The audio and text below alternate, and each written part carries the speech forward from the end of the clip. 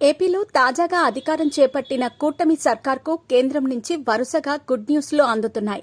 ఇప్పటికే రాష్ట్రంలో పెండింగ్లో ఉన్న రహదారి ప్రాజెక్టులతో పాటు కొత్త ప్రాజెక్టులకు కూడా సీఎం చంద్రబాబు ఢిల్లీ టూర్లో కేంద్ర మంత్రి నితిన్ గడ్కరీ ఆమోదం తెలపగా, మరో కేంద్ర మంత్రి ఏకంగా 60,000 కోట్ల ప్రాజెక్టును రాష్ట్రంలో ఏర్పాటు చేసేందుకు సూత్రప్రాయంగా అంగీకరించారు. త్వరలో దీనిపై చర్యలు ప్రారంభం కానున్నాయి. కృష్ణా జిల్లా కేంద్రం మచిలీపట్నంలో 60,000 కోట్లతో బీపీసీఎల్ రిఫైనరీ ఏర్పాటు చేసేందుకు కేంద్ర పెట్రోలియం శాఖ మంత్రి హర్దీప్ సింగ్ పూరి అంగీకారం తెలిపారు. ఢిల్లీ పర్యటనలో ఉన్న సీఎం చంద్రబాబు నిన్న ఆయనతో భేటీ అయ్యారు.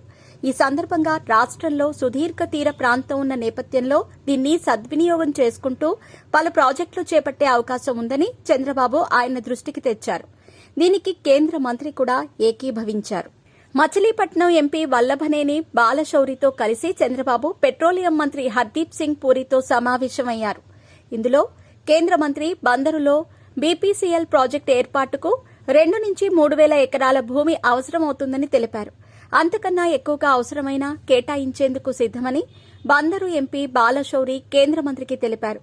దీంతో త్వరలోనే దీనిపై ఓ అధికారిక ప్రకటన చేస్తామని హర్దీప్ సింగ్ పూరి హామీ ఇచ్చారు. 4 ఏళ్లలో ఈ ప్రాజెక్టుని పూర్తి చేసే అవకాశం ఉంది. వాస్తవానికి ఈ భారీ ప్రాజెక్టుకు తొలుత కాకినాడను కేంద్రంగా ఎంచుకున్నప్పటికీ రాజధానికి దగ్గరగా ఉండటం, భూమి లభ్యత వంటి కారణాలతో బందరుకు మార్చాలని చంద్రబాబు ప్రభుత్వం ప్రతిపాదించినట్లు తెలుస్తోంది.